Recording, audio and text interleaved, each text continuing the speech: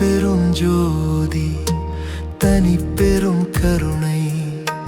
அருட்பெருஞ்சோதி தனிப்பெரும் கருணை. அன்பொன்றே சிவமென்று அழுத்திச் சொன்னார்.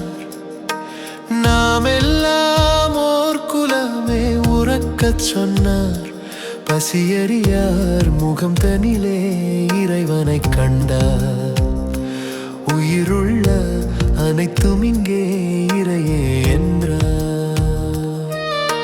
மருதூரில் பிறந்து வந்த பேரொளியாம் வள்ளலார் மேட்டுக்குப்பம் தன்னிலே இரவாத சித்தி பெற்றார்.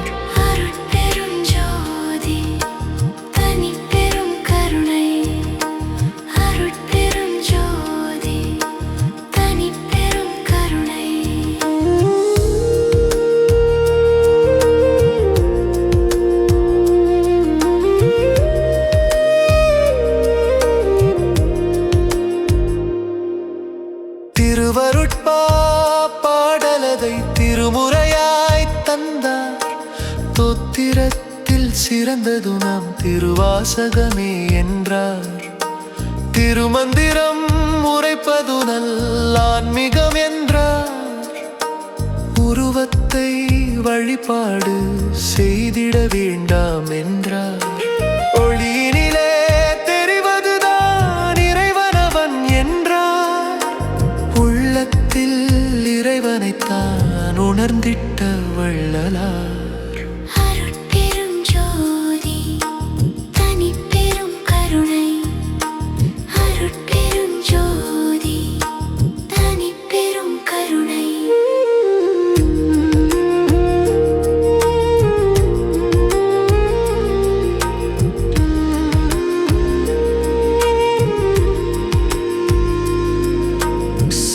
மதம் பாராமல் சமத்துவம் தான் மாறாமல் பேதமைகள் கூறாமல் ஆசையதும் இல்லாமல் அன்பு மனம் மாறாமல் மனிதநேயம் குறையாமல் வாழ்வதுவே பேரின்பம் வழியதுவே பாரென்றார்.